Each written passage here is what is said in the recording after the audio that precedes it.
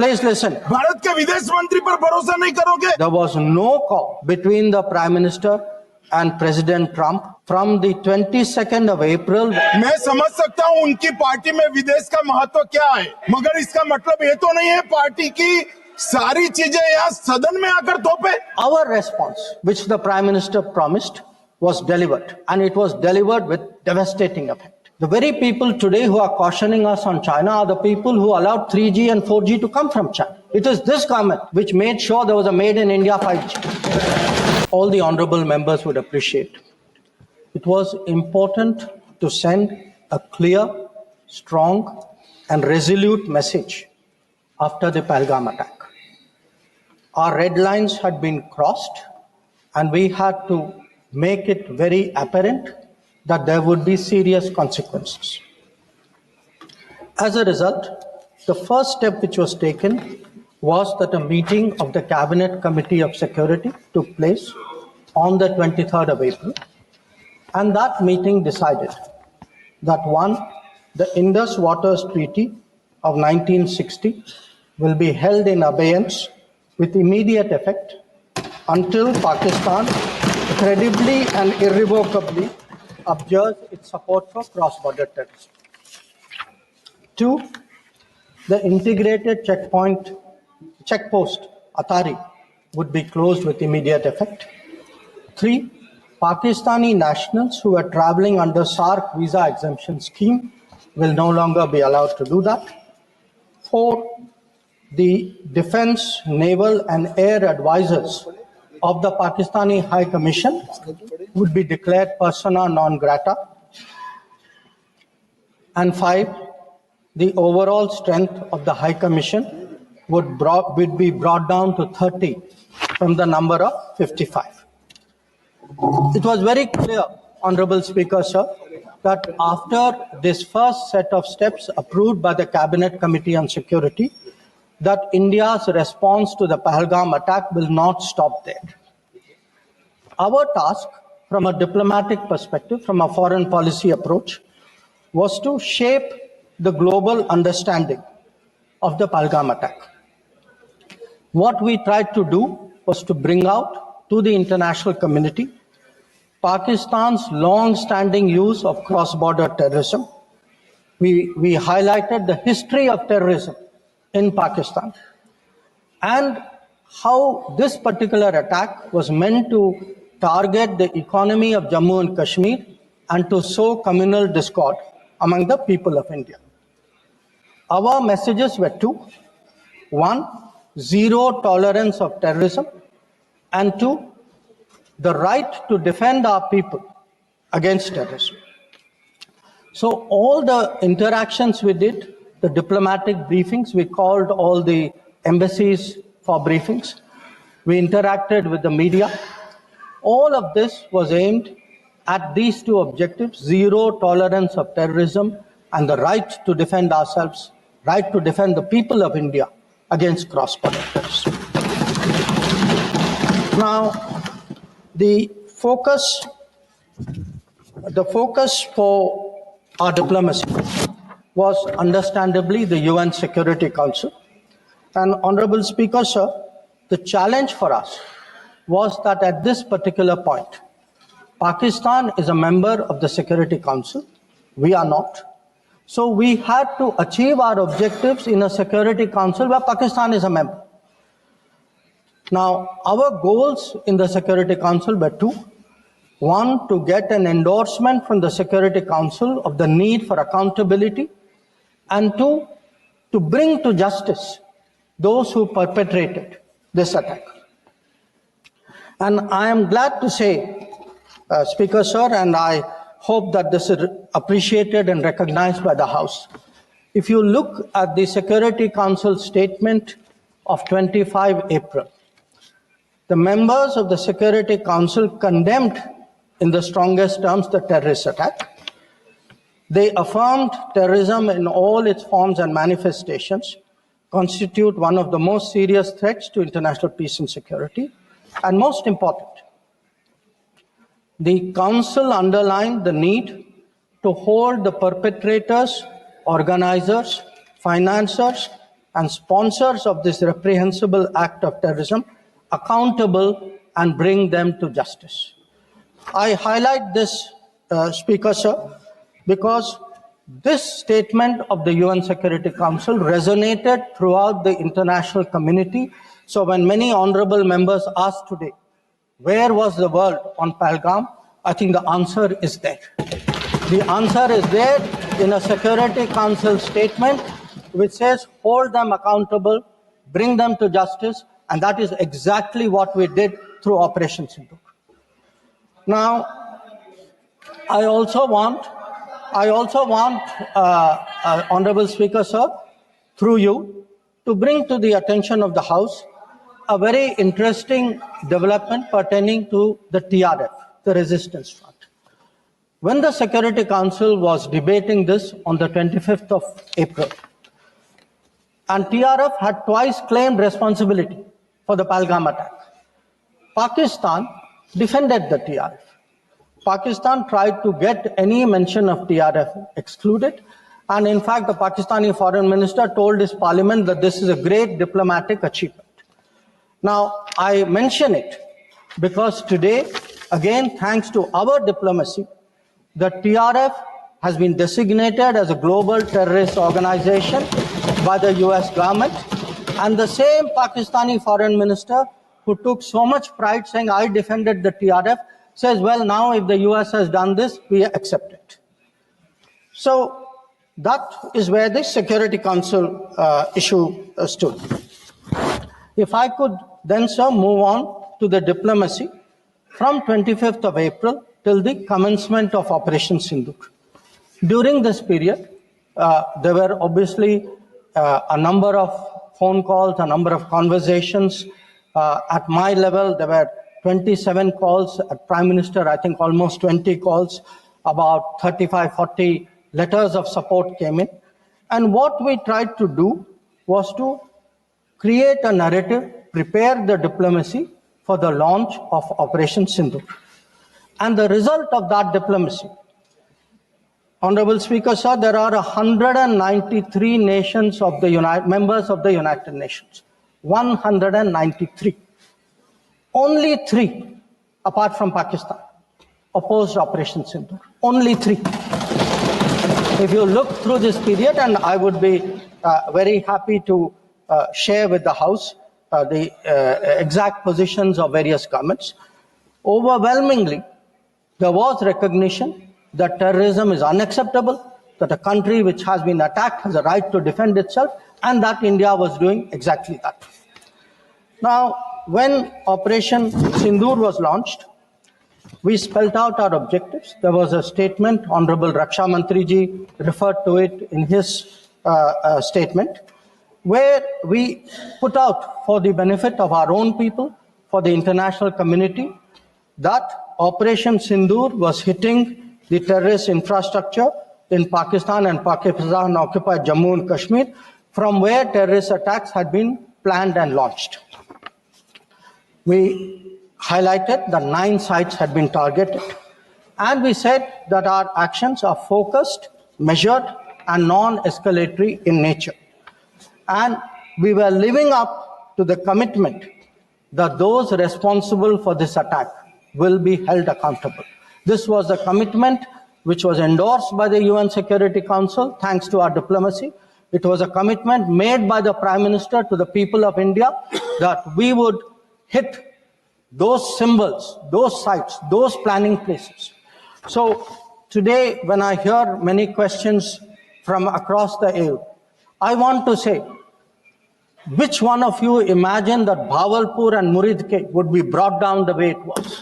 Which one of you thought? When did you even think of it during your tenure?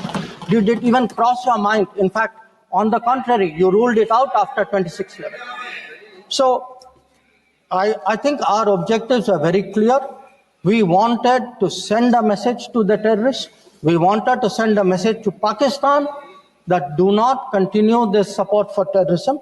And I think on the morning of 7th of May, that message went home loud and clear.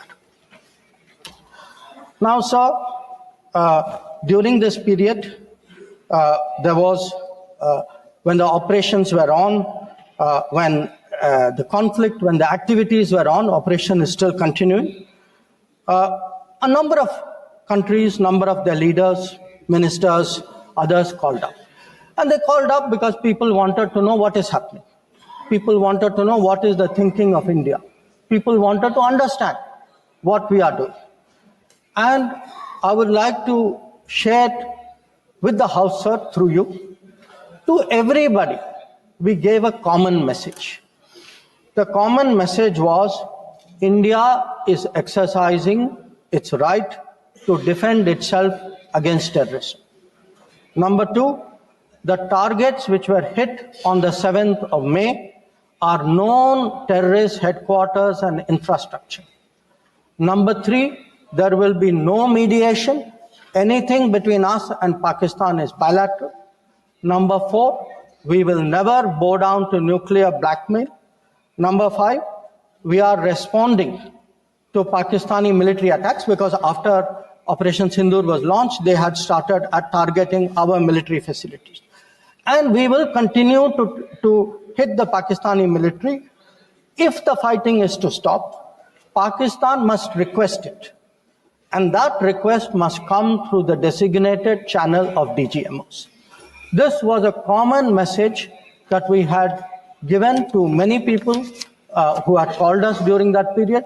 Our position was very, very clear in how we were approaching the progress of Operation Sindoor. Now, sir, many members asked, some out of genuine curiosity, some perhaps less, what was the international support? How much international understanding was there of India's position? I would like to share with you a sample. So let me start with countries who are known to be partners of India. Quad. Quad gave a statement which says the Quad unequivocally condemns all acts of terrorism and violent extremism in all its forms and manifestations, including cross-border terrorism. We condemn in strongest terms the terrorist attacks in Pahalgam on 22 April and call for perpetrators, organizers and financiers of this reprehensible act to be brought to justice without any delay. Now, sir, this is the Quad. Now, let us look at a different grouping, BRICS. Now, BRICS has China as a member, Russia as a member, it has Iran as a member, Brazil, South Africa, Egypt. BRICS also condemned the April 22 attack. It reaffirmed its commitment to combating terrorism, again including cross-border terrorism. Now, I would like members of this House to understand, if India is attacked, if there is a terrorist attack on India and a country says we condemn cross-border terrorism, I think it is obvious to everybody what that cross-border terrorism is. So, I then move on, sir, to the Central Asia. The Central Asian countries opposed providing safe haven using terrorist proxies for cross-border terrorism, for terror financing. Now, I can cite statements from the Indian Ocean Rim Association, from individual countries, range of them. President Putin, for example, has said, he wrote to our president and said this brutal crime has no justification whatsoever and its perpetrators will face a deserved punishment. The president of Paraguay has said that he expresses solidarity and recognized India's legitimate right to self-defense. So the main point, the common thread, sir, which I would like to bring out is that number one, a cross-border terrorism across the board has been recognized, all forms and manifestations, opposition to condemnation of Pahalgam terrorist attack, and the right of India to bring people to justice. Now, sir, in addition to that, I would particularly like to mention 2 or 3 other developments. One, the American designation of TRF. On the 17th of July, the Department of State designated TRF as a foreign terrorist organization and a specially designated global terrorist.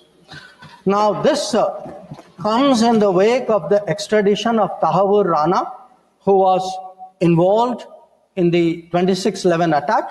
And when people ask today, how successful is your foreign policy? Where is your diplomacy? I want to say that Tahawur Rana, which many of you tried for so long to get, is finally here because of us. I want to say TRF was designated not because somebody out there made a remark. TRF was designated as a global terrorist organization because our diplomacy persuaded another country to do that. Now, our strong stance has resonated across the world. I was some time ago in Germany, and standing next to me, the German foreign minister said, India has every right to defend itself against terrorism, and Germany will support this fight against terrorism. Similar position has been taken by France. Similar position has been taken by the European Union.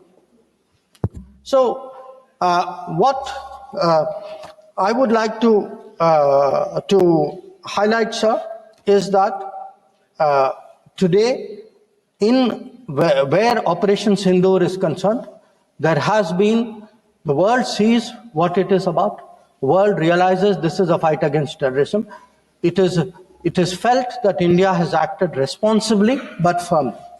Now, I would like, sir, to address one particular aspect because some members have brought it up. And this is regarding the US activity during this period. Sir, I'd like to inform the House that on the 9th of May, Vice President J.D. Vance called the Prime Minister, warning of a massive Pakistani attack in the next few hours. Prime Minister, in his response, made it very clear that if such an attack happens, it would meet with an appropriate response from our side. Now, sir, that attack took place and was foiled by our armed forces, and I think the House should collectively appreciate the performance of the armed forces in foiling what was a massive attack on the 9th and 10th of May.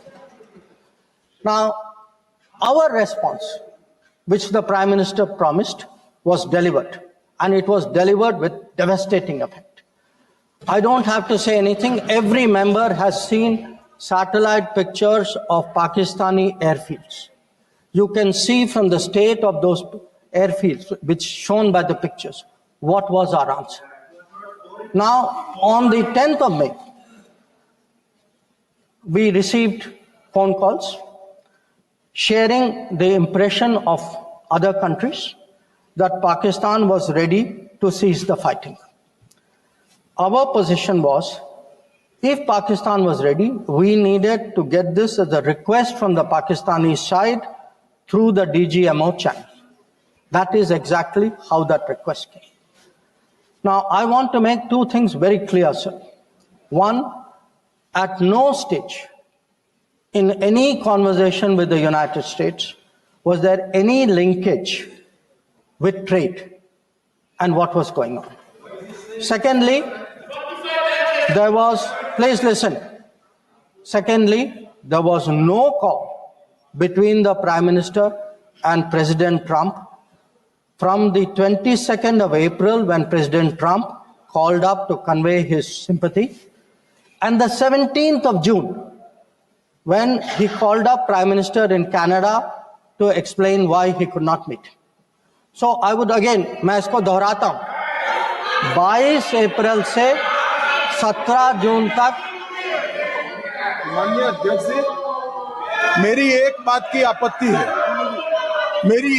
की आपत्ति है, भारत देश का शपथ लिया हुआ विदेश मंत्री यहाँ स्टेटमेंट कर रहा है, उस पर भरोसा नहीं है, उनको किसी और देश पर भरोसा है। मैं समझ सकता हूं उनकी पार्टी में विदेश का महत्व क्या है, मगर इसका मतलब ये तो नहीं है पार्टी की सारी चीजें यहाँ सदन में आकर थोपे। भारत के विदेश मंत्री पर भरोसा नहीं करोगे? ओथ लिया हुआ व्यक्ति यहां पर बोल रहा है, ही इज रिस्पॉन्सिबल। माननीय अध्यक्ष जी, इसीलिए ये वहां बैठे हैं और 20 साल तक वहीं बैठने वाले।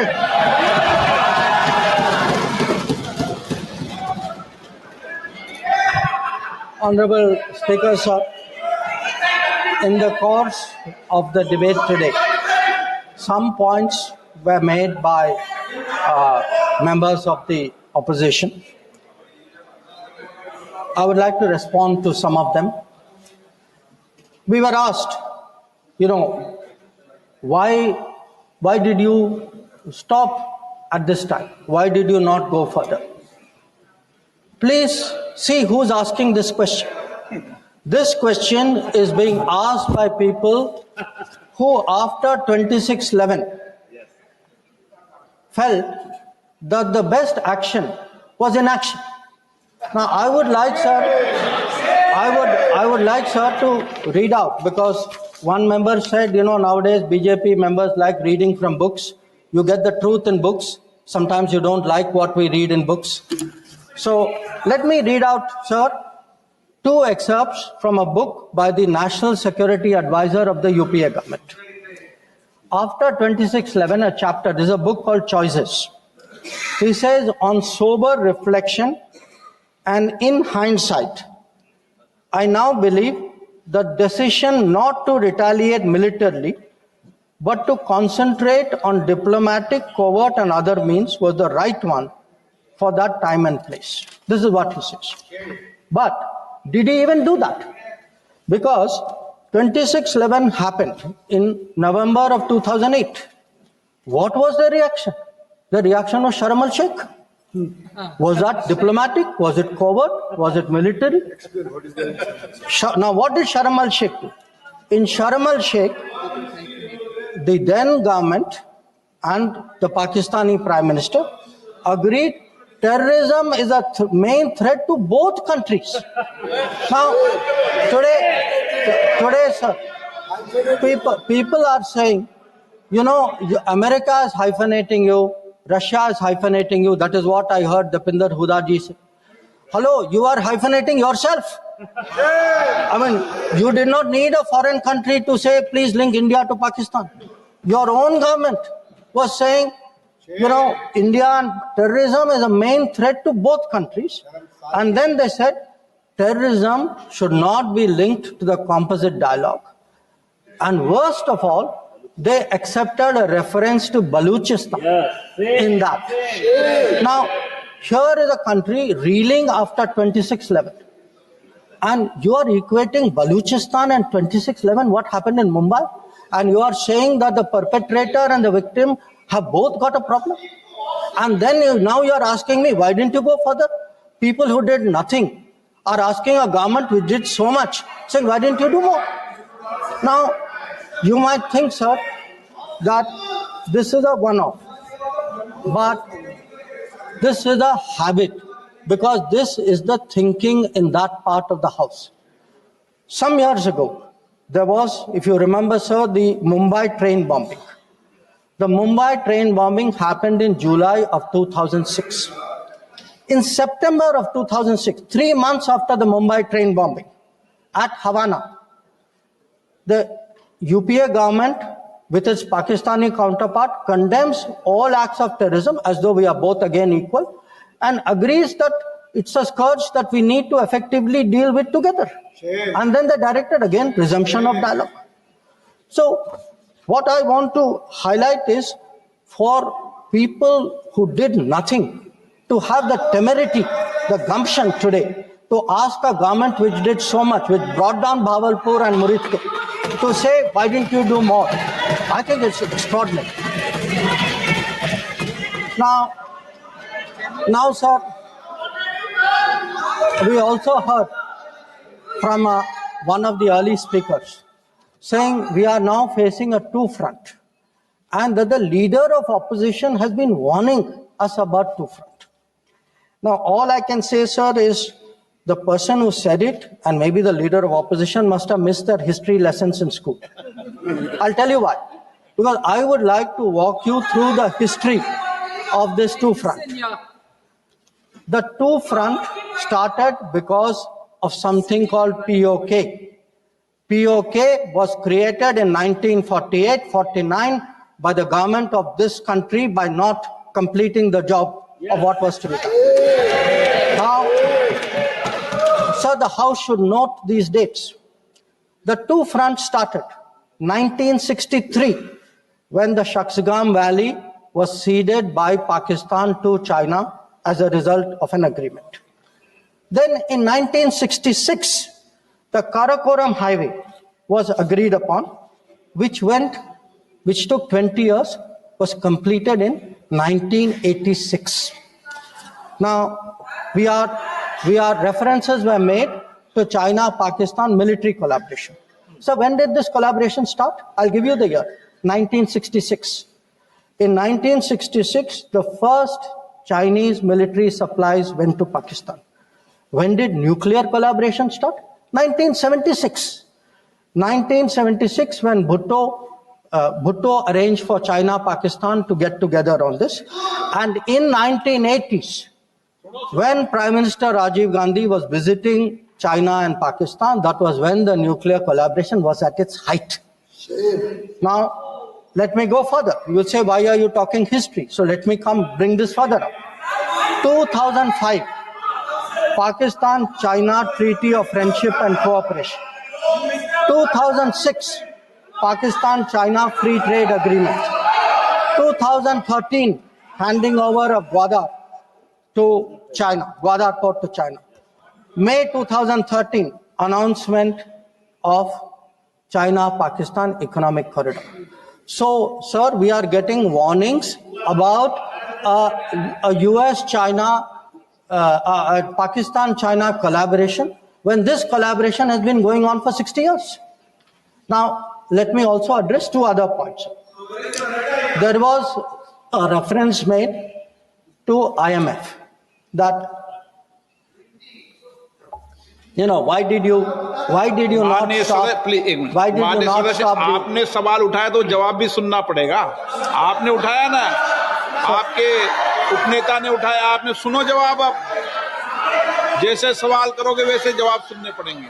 Sir, the IMF loan which was given was approved in September 2024. It was an extended fund facility of $7 billion. Now, sir, the House should know, Pakistan is a serial borrower from the IMF. I think 16 or 17 times they have taken IMF package. Now, very interesting comparison, sir. In 2008, Pakistan got a standby arrangement of $9.70 billion. In 2013, it got another one of $5.9 billion. So the very people who are concerned today at a 7 billion package should remember a 15 billion package went through for Pakistan during that tenure. Now, reference was made, sir, to FATF. I want to say the longest period that Pakistan has been under FATF grey list has been under the tenure of the Modi government. During the Modi government, from 2018 to 2022, 1,576 days, Pakistan was in the grey list. Yes, they were in the grey list earlier also. I am not denying that. It was for a shorter period. But I again want the House to appreciate that the FATF meeting in May 2025 has kept Pakistan in the enhanced follow-up category, recognizing that the compliance of Pakistan is only partial. Now, sir, so much for Pakistan. Some members also raised issues pertaining to China. So I would like to spend a few minutes on that. So I would first like the House to appreciate, because today we are getting these lectures saying China is a great danger, China, Pakistan are together, we are warning you. So what does the Congress party really think about China? Don't go by what they say. Let us see what they did. In 2005, China was designated as a strategic partner during Prime Minister Wen Jiabao's visit. to India, strategic partner.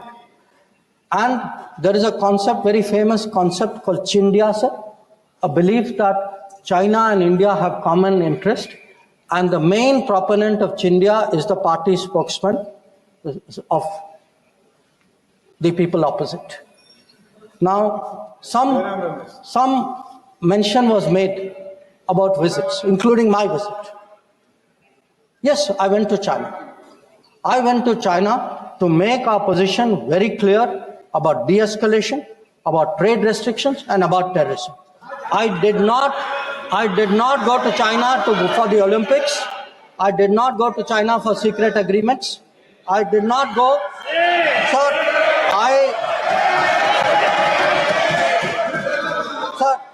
So the House should know that people were watching Olympics when China was issuing stapled visas for people from Arunachal Pradesh and Jammu and Kashmir. This is the reality of China. Now, let me really tell you, sir, how is the relationship with China. Some years ago, विदेश मंत्री जी को संरक्षण देना चाहिए।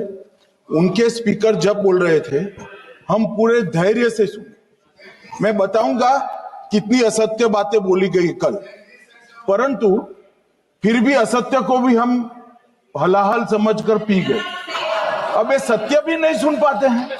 माननीय अध्यक्ष, मुझे लगता है आपको प्रोटेक्शन देना चाहिए। बैठे बैठे टोका टोकी करना सबको आता है, ऐसा नहीं हमें नहीं आता, मगर इतने गंभीर विषय पर चर्चा जब हो रही है तो सरकार के प्रमुख विभाग के मंत्री को बोलते हुए बैठे बैठे टोकना ये विपक्ष को शोभा देता है क्या? मान्यवर, आपने बिल्कुल उनको आग्रह से कहना चाहिए, वरना हम भी हमारे मेंबर को बाद में समझा नहीं पाएंगे।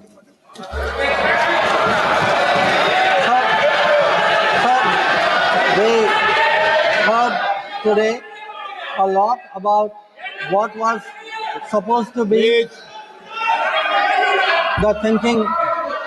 बैठिए, आपको इजाजत नहीं, बैठिए। Sir, we heard about warnings about China, cautions about China. China is planning this, China is planning that. But sir, I want to remind this House, Doklam crisis was on.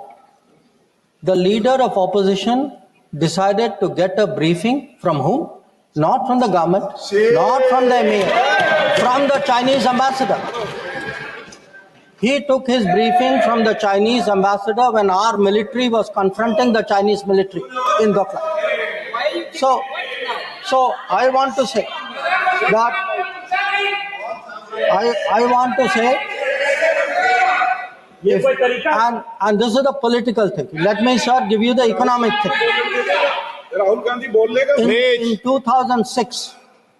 In 2006, the UPA government. Please बैठे बैठे टिप्पणी मत कीजिए, आप बहुत कर रहे हो, नहीं, गलत है। बैठे बैठे टिप्पणी मत कीजिए। Sir, in 2006, because I want to illustrate my points with facts. I spoke about political facts. I spoke about border facts. Let me give you an economic fact. What is the economic thinking of the Congress party about China? In 2006, the Congress party agreed to do a regional trading arrangement with China. It was finalized during the visit of President Hu Jintao.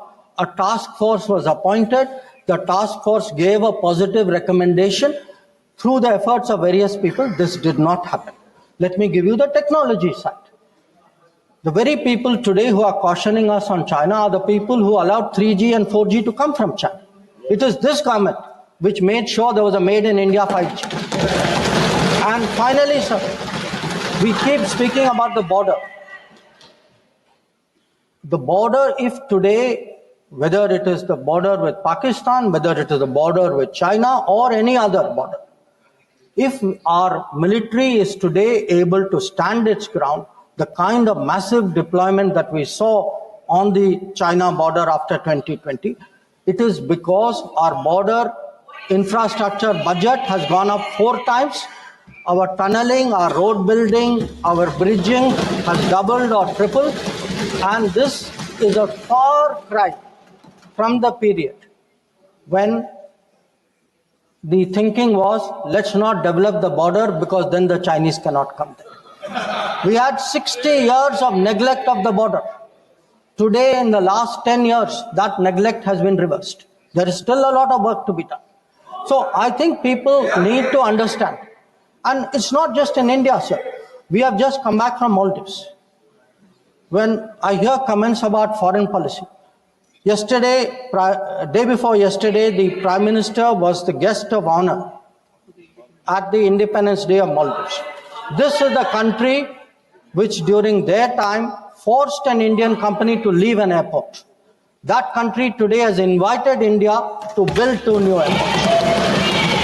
Look at Sri Lanka.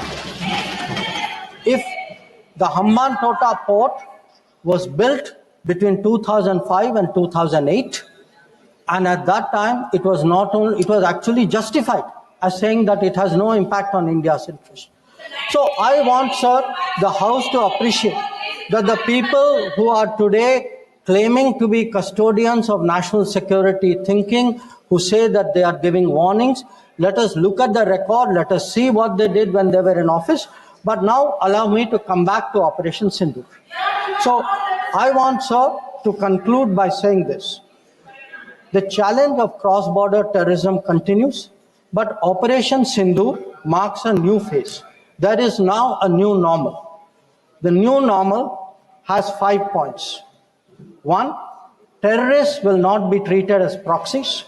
2, cross-border terrorism will get an appropriate response. 3, terror and talks are not possible together. There will only be talks on terror.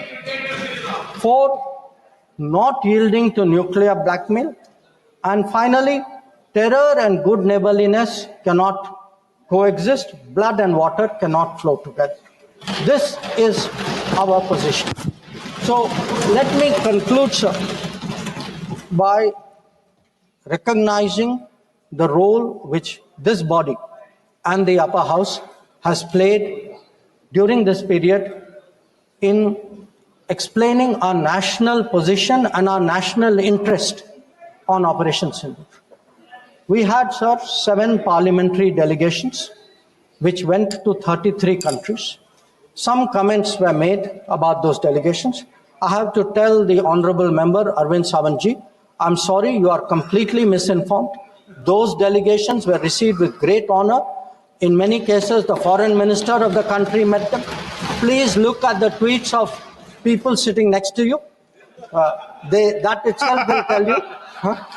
And इनके बगल वालों से पूछ ले जानकारी. Sir, these 7 delegations, the delegation led by Ravi Shankar Prasad ji, by Shashi Tharoor ji, by Baijan Panda ji, by Sanjay Kumar Jha ji, by Kannimori ji, by Supriya Sule ji, and by Shrikant Eknath Shinde ji. So these 7 delegations did the nation proud. They across the board, and every member, members of opposition, members of the government, public-spirited citizens, retired diplomats, they were able to explain to the whole world our posture of zero tolerance against terrorism. So I would like, sir, to end my remarks with the hope that on an issue as important as this struggle against terrorism, we can only succeed in ensuring zero tolerance against terrorism if we have a united voice in this country against terrorism. There must not be any division of opinion on this matter. The way the parliamentary delegations behaved abroad, I hope the same solidarity will permeate the proceedings of the House. I thank you. Don't forget to subscribe and follow us.